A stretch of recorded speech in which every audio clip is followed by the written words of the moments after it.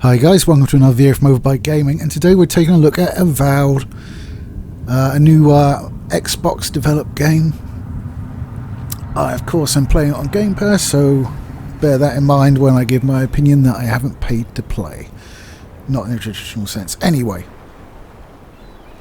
so what is Avowed? You may have heard of it because the art director had a fucking meltdown on social media and exposed himself as a pretty venomous person, so we won't talk about him, but to be honest, I think he did more damage than the game would have in and of itself.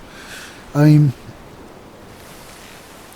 it was worried that it was like super woke, you know, and outside of there being more female characters than male characters, of there being more minority characters than, you know, white characters, and the fact that pronouns are in it but you can turn them off, that's about it as far as I can tell. Outside of that, it's a first person sort of role-playing light game with first person combat.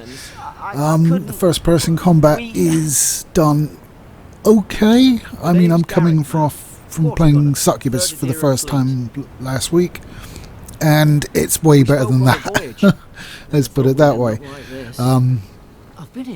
You have a range of weapons that you can use, each fall under a heavy category, which ties into your warrior skills, a one-handed category, which ties into your ranger skills, and then of course you have your wand as well, which obviously ties into your wizardy skills. I'm not even sure what the name of that one is because I haven't really used it. I am using it in the footage I captured today for you, though. It's just the first part of the game, and it does a good job, the first part of the game, to give you an idea about the various different combat styles. It gives you a knife, and then it gives you a sword and a shield, and, you know, a bow, and then a wand. So it does a good job of introducing you, so you can sort of go, oh, I like that one better. So well done in that respect. The game in and of itself is very mid for me. The story is that you are an envoy from the Adir, I'm probably not saying that correctly, empire, who has been sent by the Emperor to investigate something called the Dream Scourge, I think. Thank you. The Dream Scourge? I'm frantically trying to check that. Yes, Dream Scourge, there we go. Which is turning people into sort of fungusy maniacs stroke zombies. And it's not just affecting people, it's affecting the land and the critters and everything like that. And you are a godlike who has been basically blessed by a god. You don't know which one at the start of the game. And that results in you having multicoloured fungus sprouting from your head. You do have the option to turn it off because it looks fucking terrible, so I turned it off. But you will still have people in the game reacting in horror to your fungusy head, even if it isn't shown. So, a bit of immersion break in there. They're like, oh my god, what's wrong with your face? You just stood there going, what do I have on my face? What? Nothing? It doesn't make much sense. The writing is, again, very mid. There's some weirdness to it, though. That, like, when you have, you choose your responses in conversations, and there's like a little descriptive bit after it, which just, it's like a high schooler's sort of version of being cool, sort of thing. Sort of, you say X and then raises your eyebrow, you know, things like that. It's just weird that it would be there, and I don't really like it. It's just strange. The characters that you bum around with don't really interest me. The most interesting one is Kai, and he's only really interesting because he's voiced by the same guy that did Garrus Vakarian in Mass Effect, so every time he opens his mouth I'm like, tell me more, buddy.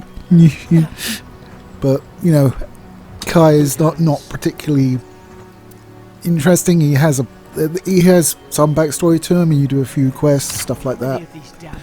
But I never really got into the characters, especially when I worked out that there wasn't actually any romances in the game, so I was kind of wasting my time waiting to see Giardi's tits.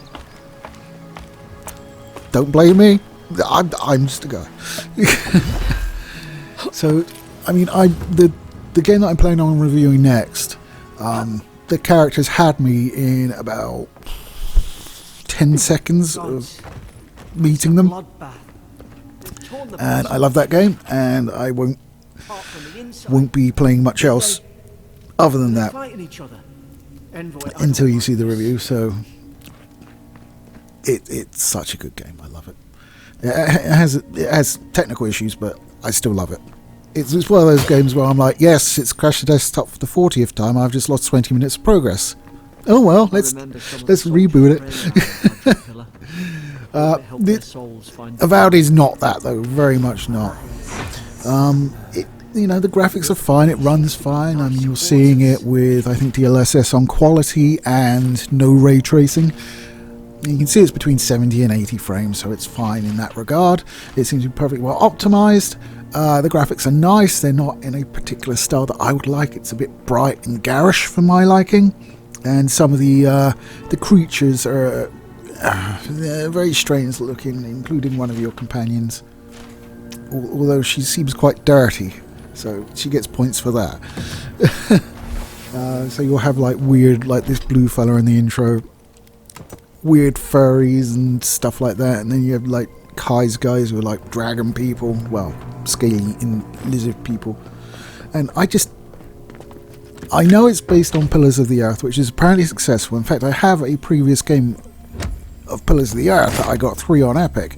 I haven't played it, but I've got it. And I know Ken Follett did it because it was advertised when they did like a mini-series or something. It's Ken Follett's Pillars of the Earth. Never watched it. And this doesn't really make me want to be honest with you. It's, yeah, whatever. I do like, as I said, the combat is okay. There's nothing wrong with the combat. It's just a form of combat I feel doesn't really work very well. I think there are very few games now first-person melee combat. I think Riddick did it, although nowadays even that's clunky. Condemned to some respect. This does fine as well. Certainly not Succubus. I kind of just bought that when I saw there was an uncensored patch that you could get. So I thought, titties.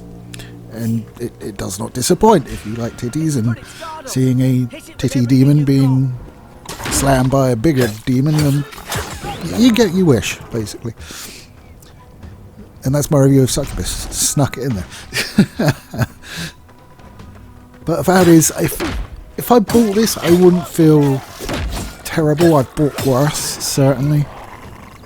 But the writing's uninteresting. I don't really like any of the characters.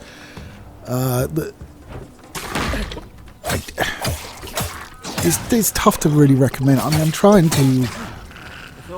I mean, you get like crafting and stuff like that. Excuse me. But yeah, I'm struggling with Kingdom Come Deliverance 2 as well, because I've always been terrible. I was terrible at the first one of that, and I'm terrible at this one. No Bones, I probably won't review it because I won't be able to play enough of it and get far enough in to do a fair review. But the crafting in that is excellent, where you actually have to hammer out swords and axes and things like that on an anvil. It speaks right to my forged in fire heart, it does. But yeah, this is just like a menu and it's like craft done. So, you know, as crap as I am at Kingdom Come Deliverance, it's that crafting, I was just like, this is the way crafting needs to be. I'm not catching whatever's on your head. I need to actually craft shit with my hands, or my virtual hands in any respect, rather than just like click a menu and it crafts. But whatever. I mean, never seen one of your kind before. It's not out of the ordinary. I mean, certainly Kingdom Come Deliverance 2 is out of the ordinary, but certainly not Avowed. Avowed is very meat and potatoes, Western light RPG. They never talk to you. Is it as bad as Velgard? Certainly not. Nowhere near. Absolutely nowhere near. But it is very middle of the road. It's uninspired, uninteresting, and funny you survived. It hasn't taken any risks. It's not very creative. I mean, you could say, oh, it's creative because it's got like furries and mushroom plagues, and you're just like, yeah, we've never seen that before. The place is pure chaos. Whatever. Did you not think you liked it that way? But I have to mean, smuggle just to get anything past your damn it's on Game checkpoint. Pass, so if, if you've got a Game Pass subscription, give it a try. You might get more out of the story than I did. The combat is fine. The parkouring is fine. Your friend's the one The picking a level fight with design is fine. It's just fine.